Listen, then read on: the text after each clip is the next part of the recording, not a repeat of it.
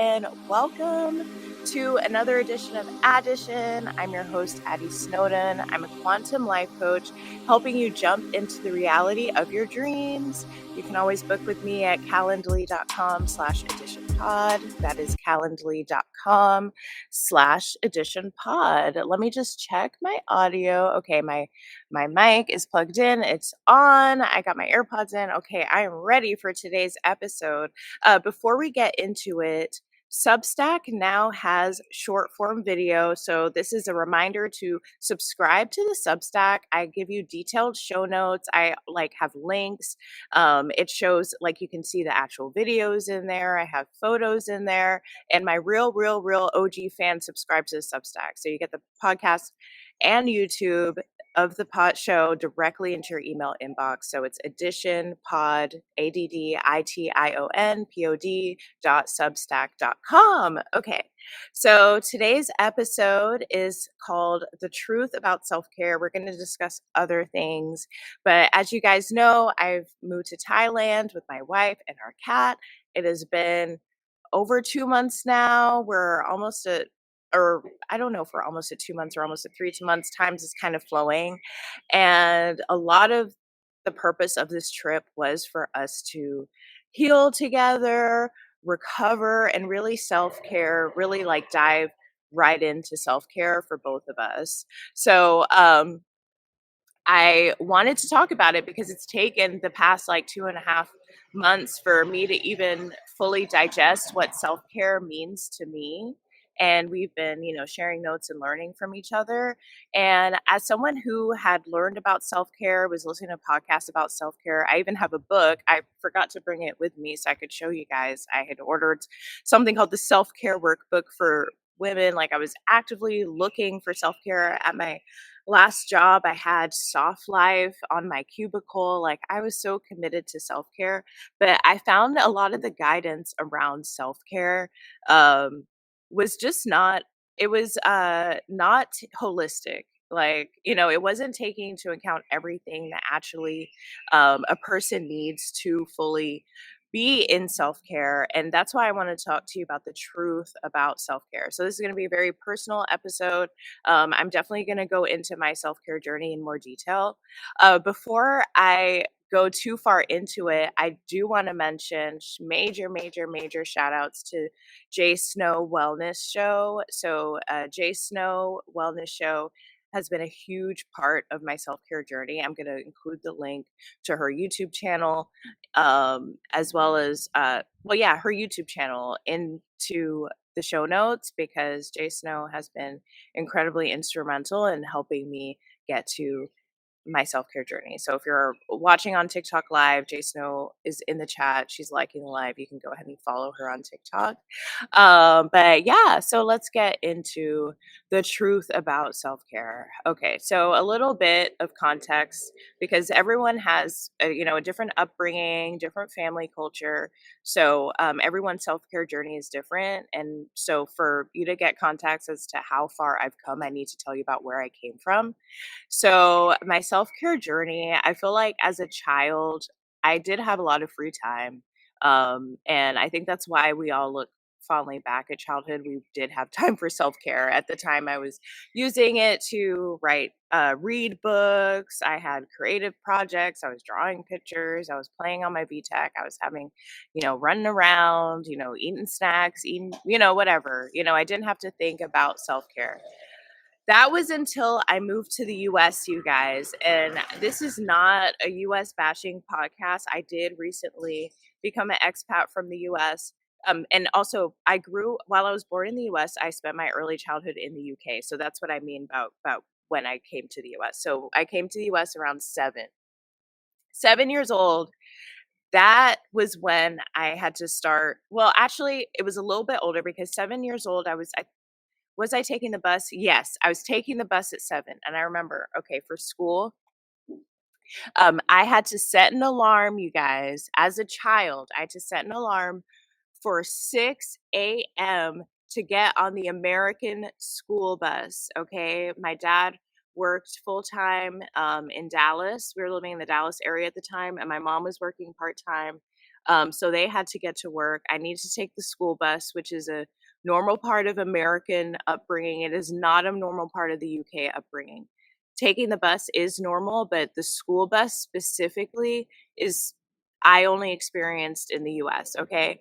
And this school bus, 6 a.m. I needed to be up. And remember, I'm like a child, like 7 years old. It's not like I had a dramatic getting ready to do. It was literally just brush my teeth and wash my face. But to get to the school bus stop, which fortunately was literally my front yard, like shout out to everybody who had a home um and their home or their apartment wherever you guys live um was the school bus stop, like amazing. But anyway, just for me to get on time to school for second grade, I had to wake up at 6 a.m. and the bus stop was literally my front yard. Okay, my house was the bus stop. That is crazy. I'm sorry, people have normalized it. And kids go to bed, there's a bedtime and all of that, but 6 a.m. wake up time alarm is crazy for a 7-year-old. Like that's giving military. Like, I'm sorry, that is too much. So all of a sudden, once I came to the US, I started dealing with like sleep deprivation because I felt like I I was so tired in the morning. And eventually, when my brother joined us and I was in middle school and he was in high school, if I missed the bus, he could take me to work. Jason says 6 a.m. is crazy. It truly is. And I would miss the bus, which at the time was a form of my self care. So my brother could take me to school because it's not like that 6 a.m. bus pickup or whatever meant that I was going straight into class. You'd be sitting, I would be eating breakfast at school. I remember had time for a morning art class. Like that I was way too early, but that's when the bus picked me up.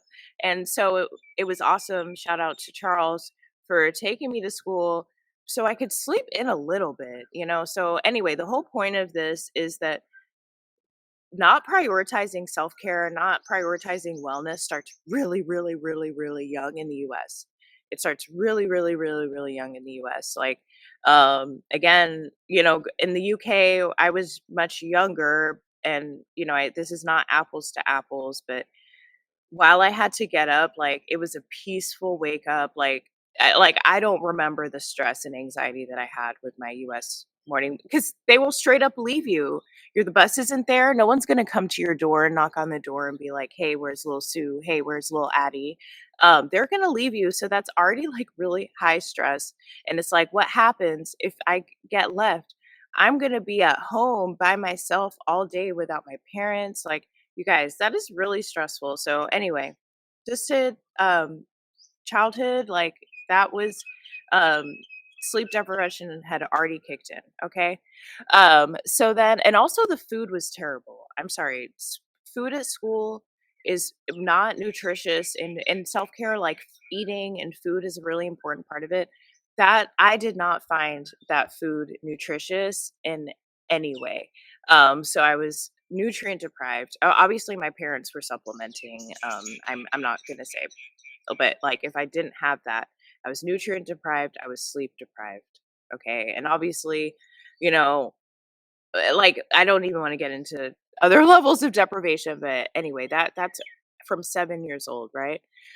And then high school. That was grade school. High school, I self care was non-existent. I went to boarding school.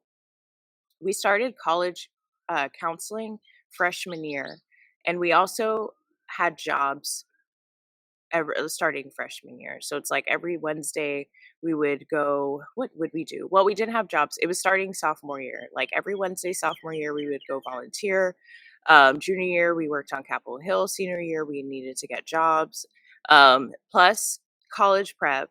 And this is like researching colleges, SAT prep, thinking about your college essay, thinking about what classes you're gonna take in high school so you can, get into the college you want. Like incredible, like at 14, thinking about 18, and that is helpful in terms of goal, like prepping and planning, but that was a lot of stress to put on 14-year-olds.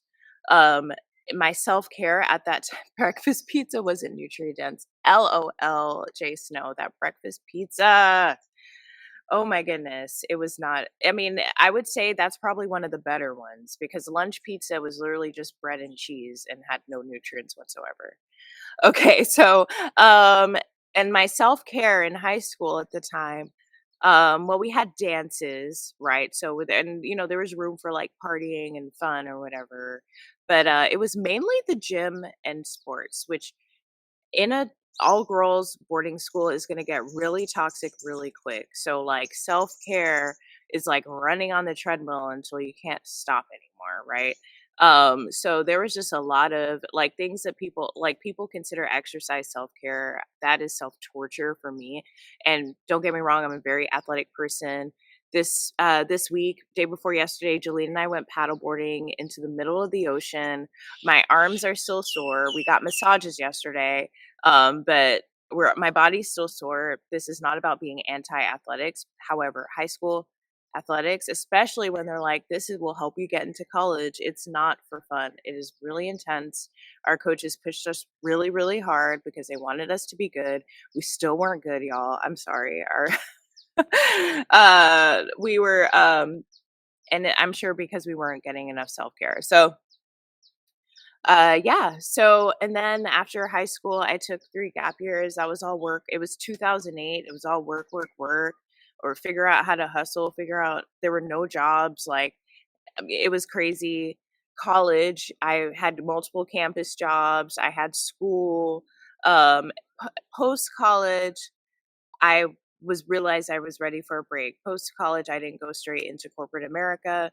I did do corporate recruiting, but I didn't land a position before I graduated. So I was working as an artist and I was working as an entrepreneur. And that was probably the most chill time I had. But obviously was looking too happy and carefree because a woman and a much older woman made it very clear to me that I was going to be ruining my life by not getting a real job. And I maybe had 6 months after I graduated college. I graduated in June and I started my first corporate job in October. So maybe 4 months, right? And then I started the corporate job. And as you guys know, when you get on that corporate grind, it is really easy to leave. It is really easy to leave. So I feel like I was trying to do a yoga class here or there. I was doing like therapy, group therapy, individual therapy. Like I was working on myself, but I was not taking baths. I wasn't doing anything healing for me. I feel like I was still having a really intense relationship with food. Like I wasn't like feeding myself as well as I could. And I was just focused on money, career success, money, career success, money, career success. Okay, so and then, eventually I was like, this is too much for me. I decided to move to Florida. I saved enough to quit what my job was at that time in Vermont. And that was a really chill job, to be honest, but it was just causing me so much stress. So I quit my job to work for myself and moved to Florida where I could be close to the beach, sun, be happy. I would say that was a huge self-care decision for me. And I was still focusing on my like mental health and wellness. Um, and then I started doing CrossFit, which was fun. Oh, a little dog came to visit me, so sweet. Um, and co- and then COVID happened, which I feel like for a lot of people was the first time they were able to take self care really, really, really seriously. Because a lot of my self care issues were being forced to be around people, thinking that was the only way to live a life, especially as a single woman. Like I was in like church groups, I had a volleyball club, I had like, all sorts of groups that I was a part of. And part of that was because I, wanted to meet somebody, I want to get married, all of that. But I all of a sudden, what it really turned into was like free labor and volunteering for other people's missions and other people's um, communities. And I was just working, I was just adding jobs to myself, right? Um, so during COVID, I finally took the self care decision to move to Atlanta.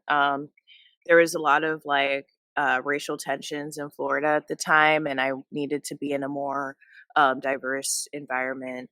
That was a self-care journey. And so I moved to Atlanta. I also found myself a job that paid better for all the work that these jobs were demanding. And I at least started to have a semblance of self-care. I was getting my nails done. I started doing, which is a whole other side topic that I don't even want to go down. Like the nail spa should feel like a spa, but it doesn't. Sensory deprivation tanks were my first spa treatment. I would say I started getting for myself. It's really highly salinated water, so salty that you can float in it, and it's the temperature of your body.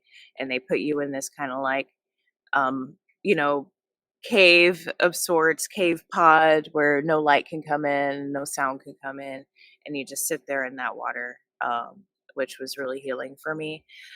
But I had so much further to go.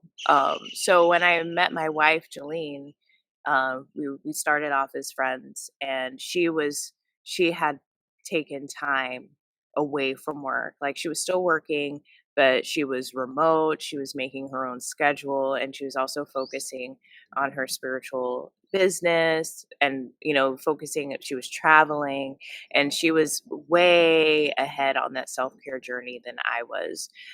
So I latched on and learned so much through her. And when I say I was like kicking and screaming, like she would always tell me like, or just be looking at me crazy about like watching me work, watching me care, watching me do what I thought was normal and what everyone else was doing, which was like put all their energy and effort into their job, work, work, work, all about the performance review, think about thinking about being laid off every other minute, like, and thinking about how to strategize to prevent being laid off, all of that. And that was just entirely too much in hindsight and not a full life. Like it's giving Voldemort uh in the first Harry Potter when he's like living, he doesn't have a full body yet. And like that's what it was giving for me. Like I don't know, I was not even able to show up fully like in my own body. Like I mean, I feel like I had just removed and separated from my body from myself, and was just a robot. I had got onto autopilot, and I'm just so grateful for Jillian being so patient, literally drinking unicorn blood. Jay Snow, that is so real. If you guys haven't watched Harry Potter, he's Voldemort needs to drink unicorn blood to regain some level of strength, when he's living as this not even full human, you guys. Crazy comparison, but that was my reality, and I know that's a lot of you guys' reality. I know I'm not alone here, okay? And that's why I'm even sharing this story and being so open with you guys about how crazy I was, because our society, I feel like I was the example of what society wanted, just being super ambitious, super work driven, goal, goal, goal, go, go, go, like all of it, sacrifice myself. Okay. So finally, Jalene convinced me to take some time off of work, y'all. And that was the best thing I ever could have done for myself. Um, like honoring needs, and that's why I said the truth about self-care. It's like you can't just be like, oh, I'm taking a yoga class every Friday, that's my self-care. Or I knit on the weekends. It's, you can't, like, that's not self-care. Jahleela, hey, Jahleela just popped in. Hair, getting my hair done was definitely a form of self-care. There's a saying that you can always tell what's going on with a woman based on her hair. And my even moving to Atlanta, my hair healed. Jalene helped with that too, with that Moroccan oil. But let's get back to it. But yeah, I see the current conversation about self-care as if you can imagine being in a war zone, and then when you go back to camp, you take a bath. Like that is the current example of self-care that I see. It's like, but how healing can that bath be if you're literally in the middle of the war zone. It's like you can't self-care in pieces. Like I'm reading this book called the Self-Care Workbook, and they talk about even as just if it's just 5 to 10 minutes a day sitting in the bathroom. And I understand that that's a start, but the bigger that is not going to solve anything but make you think that you're doing something for yourself if you're not looking to the left, looking to the right, looking up, looking down, and being like, what is causing me to even be unsettled? Thank you. Thanks. Wow, so true, so true. Thanks you guys for listening. Okay. I'm feeling like seriously, people will be in the worst job ever and be like, oh, but I do ice baths and get my nails done and do a girls trip every other week and say that it's okay. Like that is just not that's scratching the surface and avoiding the gigantic iceberg underneath, which, for a lot of people, they're in a really bad job situation. For a lot of people, they have toxic relationships going on in their life. Um, they need to address the core issue of what their unhappiness is. Um, so the truth about self-care is that it needs to be a 360, okay? Not just a little piece of the pie, not just a 180. It needs to be a 360. It needs to be 360. I think my self-care, if I want to check how my self-care is, I'm gonna like, is my skin glowing? What does my smile look like? What is the quality of my hair? Like, am I feeling good in my body? Am I hydrated? Do I feel rested? Like it's not just am I doing something selfish or for me today. Um Carmen says she's having the same realization, you guys. So yeah, self-care, it needs to be so much more than what it is. And I think we started, Jahleene and I, because while Jahleene was ahead of me, like we both went on this journey together, but one way that we started was just making sure that we if we were paying for something, it needed to be satisfactory. And I had gotten to a habit, like I would have the worst Uber ride ever and still give it 5 stars. I'd have the like and I stopped doing that. Um I started accurately assessing the service, the level of service if I got. If we went to a restaurant and I didn't like the food and I didn't like my meal, I gave it back or I sent it back. And even if they didn't want to take the money, I'm still sending it back. Demanding what we deserve, especially when we're paying for it. For me, that was the first way that I was able to break through on my like actual true self care. That's how Jahleena and I noticed that our nails services was so poor. Like we're spending so much, hundreds of dollars on our nails, and not even for anything super fancy, you guys.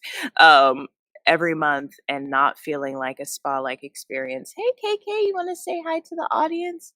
Our dog Lil came to visit. He's so sweet. You got to come in the camera, otherwise people are going to think I'm crazy. Y'all see him? Look right here. Look right here. You see him? All right. Well, he'll come or you'll see him if he wants you to see him. He's a nice little German Shepherd that lives in our neighborhood. But yeah, it's like we got to start demanding services, demanding that we receive the services that we're expecting and what people are advertising. We got to accurately rate those Google reviews. Jahleene always talks about the Google reviews. Oh, so sweet. He's, we just have to prioritize self care. I'll get into this more next episode, but I just want to talk about the type of self care that I'm doing now. It should feel good to spend your money. Yes, Jay Snow. Jay Snow, like I said, Jay Snow influenced a lot of my thoughts about self care, and definitely follow her Jay Snow Wellness Show. So in Thailand, we do day spas, and it's also way more affordable in Thailand to do day spas. And these day spas have steam room, sauna, cold plunge, ice bath, hot tub, and it's less than $5, you guys, for a whole day. They open at 9 a.m. and they close at 9 p.m. LOL. Jahleela says, yes, leave those Google reviews. Oh my gosh. I had so much resistance to leaving Google reviews. But yeah, it's less than $5 and you're at the spa for the whole day, you guys. In America, it's so oppressively expensive to do something like that. And they really gatekeep self-care, like true actual healing self-care. You need like an expensive gym. If you wanted even have access to a spa, sauna, or a steam room. But anyway, in Thailand, we're doing it for $5. Okay. We have the massage being such a huge part of the culture. I remember, working at Google, they give you a free massage for every year of service, as well as like when you join. And I was like, wow, I get a massage. Like, I feel like massages are so up on a pedestal. But for $10, you can get a fabulous hour-long massage here in Thailand. Okay. We go to the beach, and because we live on an island, there's like a million beaches. Like, it's never like scarce. Like in America, it's like if you wanna rent a cabana, it's like $50, $100 if you wanna rent a sunbed, and God forbid, be comfortable on the beach and not lug all of your stuff around, okay? Thailand, again, $5, you can rent a cabana all day, all day for $5, and 2 for 2 people to sit down, okay? Sleep and rest, I would say that's something that took some time for us to even embrace for ourselves, like, but finally we're sleeping in, finally we're resting more. I would say that's one area that we could probably do better, because we like to stay up late, and sometimes I wake up early for things like this show.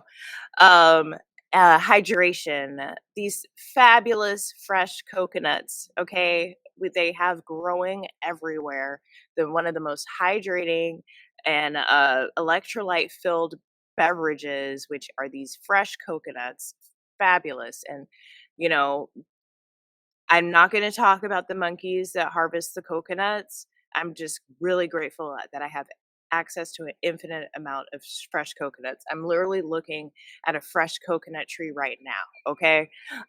So then, pharmacy and health. Like Jahleela said, them coconuts are truth. Like, I don't need water. Exactly. First of all, water is nasty. I know this is a hot take. I know this is an incredibly spicy hot take, but water is nasty. Thank you, Jahleela. She said she got my skin glowing. Amazing. But yes, coconut water is delicious. Like, that is my preferred water of choice. Okay.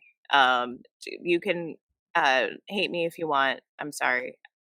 Uh, so pharmacy and health. You guys, we don't need to go to urgent care. First line defense is the pharmacy. And there's a pharmacy, it's like every other store is like pharmacy, cannabis shop, 7-Eleven, restaurant, bar, pharmacy. It starts over. Okay. So it's like there's a pharmacy, and they have a pharmacist there, and they have time to sit down and talk to you. Um, like, the fact that we need health, and like, I had some of the best health insurance most of my life in the US, Blue Cross Blue Shield, shout out.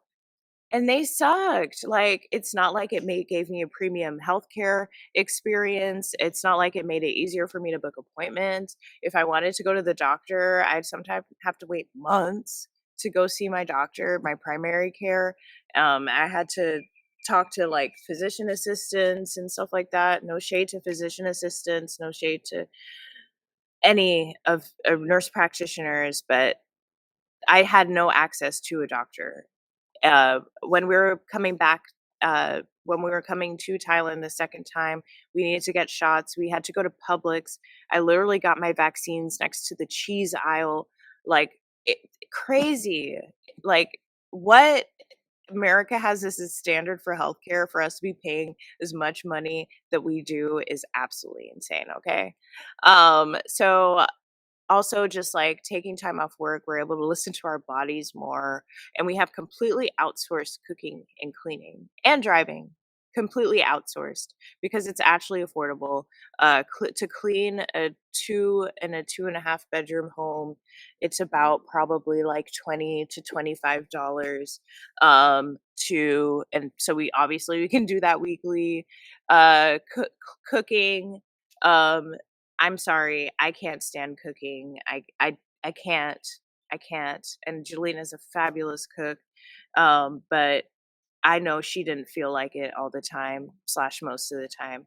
And the grocery store used to be the bane of our existence, y'all. Like, I never wanted to go. I never wanted to go. So now we can do Uber Eats every day. Essentially, it's called Grab. And it is so incredibly affordable. Carmen asked, "Do you live in walking distance to the beach?" Yes, we do live in walking distance from one beach. It's not like our favorite or preferred beach, but that was like we were like we need to be within 10 minutes walk from the beach, and we're about like 15 to 20 minutes walk from the beach. Yes, amazing. It's fabulous. So cooking, we doing that Uber Eats or going to restaurants, and cleaning, I already talked about that, and driving. We take motorcycle taxis, which I've always loved. It's so cheap. Like we're talking about cents, pennies to get to go like a couple miles, a few miles, you know? So something in America is like they glamorize labor, like they glamorize cars when driving is a job, but they make it like luxury, but driving is a job. Everyone who is driven in traffic. No laundry, yes, Jahleene, we have outsourced our laundry. Our laundry ladies are so sweet, and they're right around the corner, and they charge per kilo, and it's a negligible amount for these, and it's just wash and fold, and it looks like they ironed it because of how tight and neatly they have folded. Like I will show you one of these, how our laundry arrives. It's literally mind blowing. It's like if you got dry cleaned and they don't include those terrible wire hangers. All right, so yeah, I forgot what I was even talking about now, but outsourcing, we're actually doing our self-care, and it's still taken us, first of all, it's taken us like 2 months to even get to that point. All of a sudden, out of nowhere, when we got here, Jahleene was doing laundry. I was used to be the laundry person in our household back in the US, and I'm like, "Why are you doing laundry?" It was crazy. So it took 2 months for us to even get on a spa schedule, get on a laundry schedule, like all of it, start getting massages, like the level of unwinding and unpacking from our negligent self-care was so much. Okay, so yeah, so that's where we are now. Let me know if you have any more questions. Carmen says, "How much do you budget per month for everything, including housing?" Oh my gosh, Carden. I'm gonna be completely honest with you. Um, I'm not gonna answer that question because it's probably gonna seem like a lot of money. If you're trying to let me know in the comments if you're trying to move to Thailand to save money, or live like a frugal life, because as I've just shared, we're living a luxury life. While things are cheaper here, we're not making any sacrifices. We wanted to level up in our cost of living. Um, so that's we spend in that cash, okay? In Thailand, we're not. I would say spend more than a lot of people spend in the US for their own expenses. So you can't even I don't even want to tell you that. But if you ask me about specific expenses, I can tell you roughly how much they cost yes, and also we live in Phuket. Thailand is a huge company. Phuket is a tiny island. So um all of the costs that I'm even saying here are it's going to be way cheaper somewhere else in Thailand, but why would you want to live anywhere else? Okay, so please continue to ask questions. Thanks for my enjoying my sassy answer. But yeah, there's a really really good life out here, and let's not even talk about like unpacking, not having to deal with like stuff like I feel okay being black here. I feel okay being gay here. Like there's a whole bunch of like trauma that doesn't even there's a whole bunch of trauma that I don't even need to bring that, we don't need to have here, which is a whole other next level of self-care. Like praise the Lord. So yeah, that's my self-care journey. So we're gonna move on to the career segment. Thanks for listening. That was probably my longest hot topic episode. Um, and creating win for all solutions. So we've been doing the 15 commitments to conscious leadership series. We're on commitment 14. We're almost done. Um, Commitment 14 is creating win for all solutions. I commit to creating win for all solutions, win for me, win for the other person, win for the organization, and win for the whole, for whatever issues, problems, concerns, or opportunities life gives me. So I think most people have heard about like let it be a win-win situation. And the book, The 15 Commitments of Conscious Leadership, well, I'll link it to the show notes. They talk about win for all. Like in a win-win situation, it's like win for me, win for you. But what about win for those people? What about win for our business? What about win for our organization? And so it's like they're encouraging us to always search for solutions where everybody and everyone and everything wins. And that, you may hear that and think like, well, that's asking a lot. And that is, and there lies the problem, because people always assume doom and gloom if things don't immediately roll out to them. Dave Ramsey, which is one of my favorite financial personalities, I guess, always says if we're needing to choose between two bad options, you need to find a third option. You can't just say like, oh, I'm either gonna live in my parents' basement or take out $200,000 in loans for grad school. Like, you can't live in that kind of reality. You have to look for a third option. So win for all. So make that third option be a win for all solution where everybody wins. I know that's a little vague, but again, I link the summary to this book as well as the book in the show notes. Probably need to just read that one more, but expand the idea of making it a win-win to making it a win for all. Okay. Um, all right, so now we're going to talk about what I'm geeked out about this week, which is 90 Day Fiancé, y'all. 90 Day Fiancé, The Other Way, season 6 specifically, that came out in 2024. I took notes. Okay, so I am so geeked out. As you can tell, my energy level is super high talking about it. Jahleela and I started watching this a few days ago, and we've almost finished the whole season.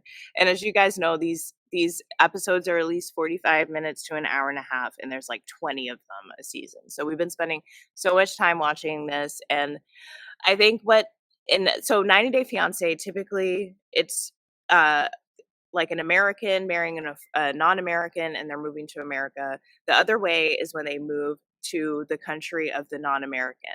So we got a few couples. There's Corona and Inge, where Corona is moving to Iceland. Shakina and Sarper, where Shakina is moving to Turkey. Josh and Lily, where Josh is moving to China. Tata and James, where James moved to Indonesia. Joanne and Sean, where Joanne's moving to Ireland. And so a lot of the show takes place in these foreign countries, which is cool. It's like Travel Channel plus, reality show plus dating show all together. So why I want to talk about it. Okay, these are real relationships, and most TV relationships that we see, especially on reality shows, are so fake. Like 90 Day Fiance has such a bad rap in terms of the quality relationship. Like, these people really love each other. Like, when's the last time you moved across the world for your love? Okay, let's be real. Okay, most people won't even sacrifice skipping their morning hit class for their spouse, where people are leaving families, leaving friends for their self. Like, these people are all in. And no, people, I personally don't think anyone is trying to use anyone. They're just trying to be together, and the world makes that challenging. So these are, if you want to see what it's like to actually be in a real relationship where people are talking about money issues, people are talking about family and in-law issues, people are talking about kids and when to have them, and future and finances. Like, this is the show to watch, because so much stuff is so fake. On like Love is Blind, those relationships are fake. Perfect Match, like, no one's talking about real issues. But 90 Day, props to 90 Day, because they are so real. Another point is that Americans come off crazy and unhappy on this show, and because we were in Thailand and we're kind of going through our own 90 Day Fiance journey, we were already married, you guys, but like we left our home, and we're also trying to figure things out together as a married couple. There's a little distance, but Americans look incredibly crazy and unhinged and unhappy, and incapable of being unhappy, incapable of being happy. Like, it's really, really hard to watch. And I think in America, I would watch shows like that and be like, oh, these people are just responsible. These people are just practical, which are these American values, right? They have grit, you know what I mean, or whatever, you know. They're unhappy and they're crazy. They're literally unable to experience and enjoy life, and it's really, really, really, really, really sad to watch. And it's healing for me to even watch this. Like, there's some, I'm gonna go through each couple and just kind of like give you a brief synopsis. Spoiler alert for sure. But I'm not gonna get too deep into it, but I'm just gonna like talk about like their biggest conflict or what stood out to me and like how it can relate to being American. So Corona and Inge, so Corona got accepted to University of Pennsylvania midwifery school and chose to turn it down to take a chance on love in Iceland with this guy that she's been friends, who knows, long distance relationship. I don't even want to be judgy right now. For less than a year, like less than 9 months, really. I think they've been together for 4 to 6 months, and she turned down her Ivy League masters to be with this man. And which in some ways it's like, yeah, you go girl, like choose love, but we don't know whether he's on the same page or is taking the relationship as seriously. But it's just kind of like I she's coming to, like, she can still do midwifery school in Iceland. It's just gonna delay her timeline 2 years. In the grand scheme of life, that's not really a big deal, but she is going through huge panic and crisis right now, um, because she turned down an Ivy League school. And so as you guys know, I went to an Ivy League, blah, blah, blah.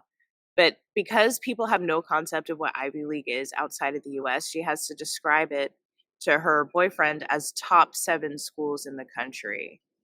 And it's like, first of all, 7 is such an arbitrary number. Like, no one cares about the top 7 schools in the country. They may care about the top 3, but no one's like, these are the top 7 cars of 2025. These are the top 7 places to live. Like, no, it's like top 10 or like, I mean, it's just like, it just seems so silly hearing her having to explain it to him like that. Like, we act like Ivy League is such a big deal, and it's while it's impressive, like, literally no one cares, like, you know what I mean? And she's literally going into anxiety over this, and obviously she didn't care either, or she he's in my top 7, LOL, J Snow, right.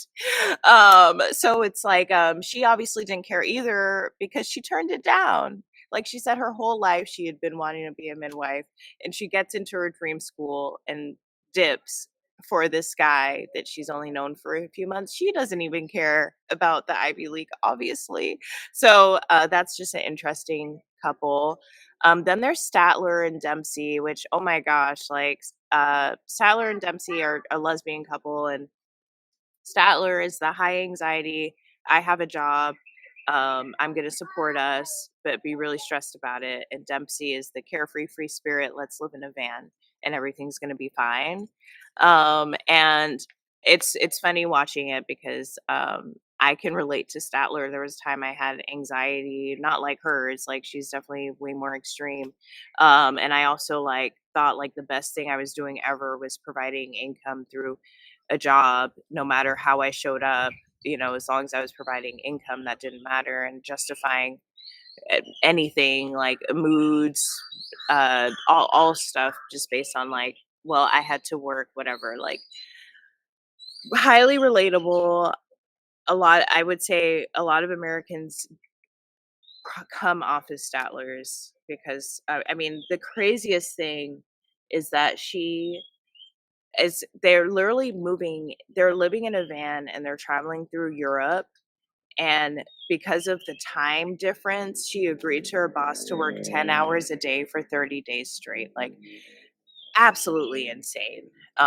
So we'll see where that goes. I can't even really get into Statler and Dempsey fully.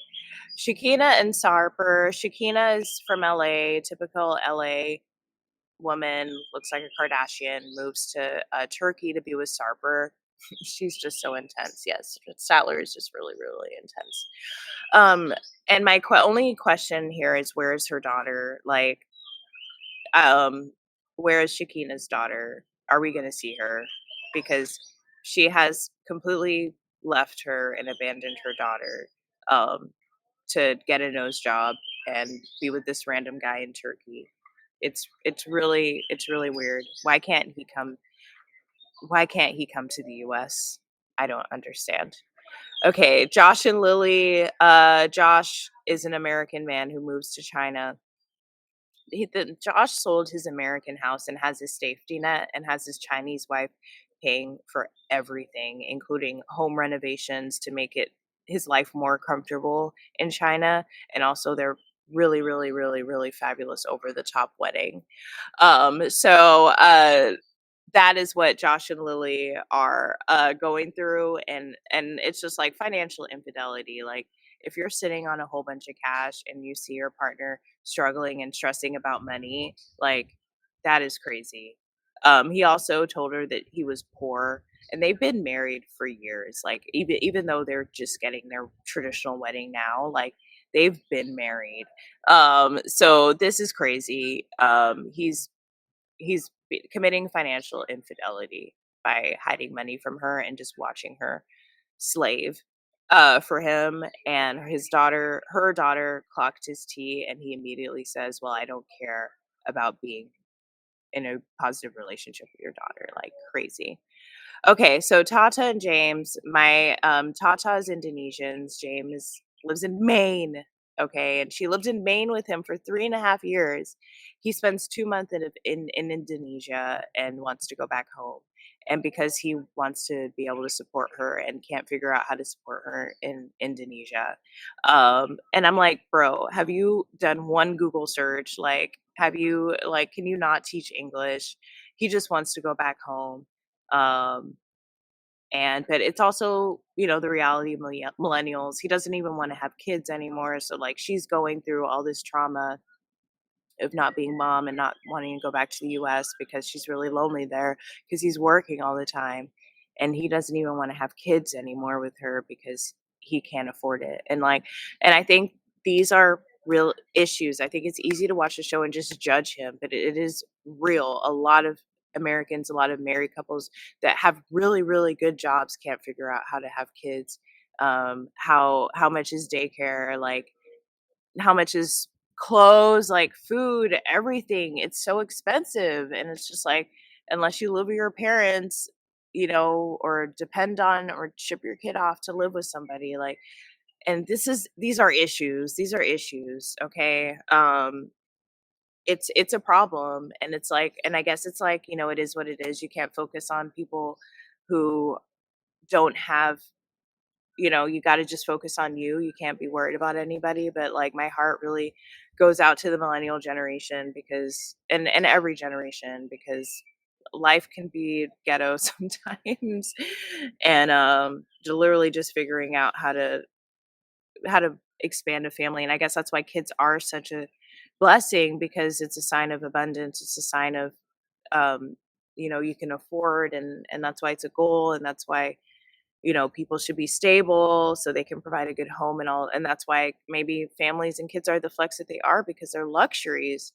And I think millennials are starting to realize things that we grew up thinking were necessities are actually luxuries, or like things that we were entitled to, whether it's like a home, um, a paid off car, a kid, multiple kids. Like, getting the reality that it's not just, it's way harder than we thought it would be to do it in the way that we want to do.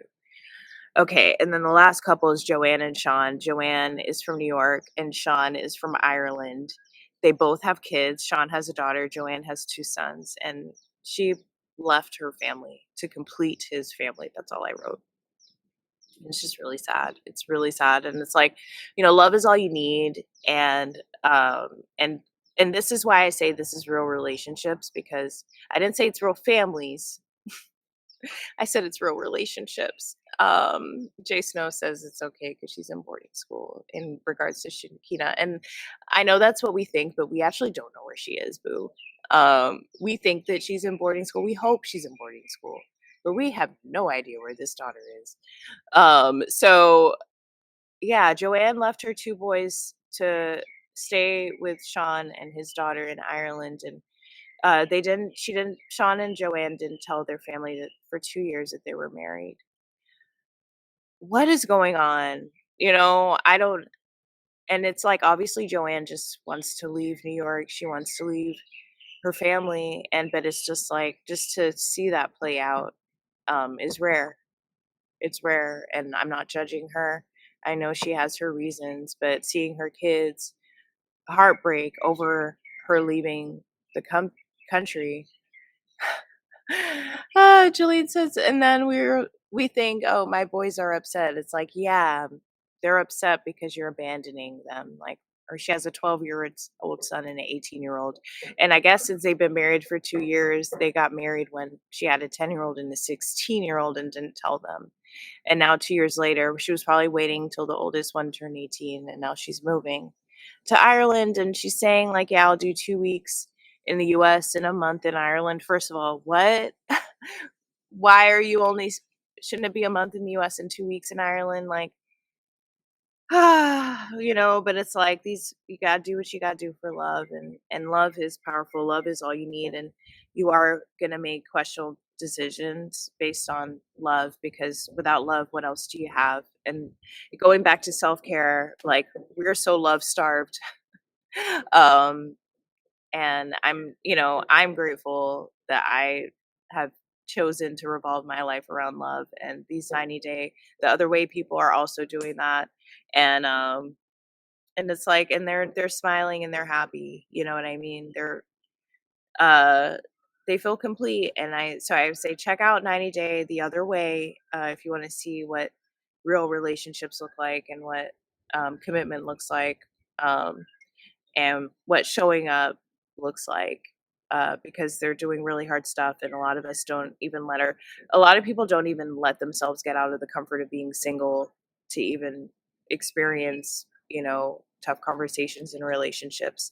And like I said, like, people won't even give up their spin class in relationships, whereas these people are giving up their whole families, their whole lives. And so, yeah, okay, that was a really long episode. Thank you so much for rocking with me. It was so great to see everyone in the chats. I love and appreciate you guys. Thank you so much for watching, and I hope you have a fabulous week. I will see you all next week. Happy April 1st, you guys. Love you all.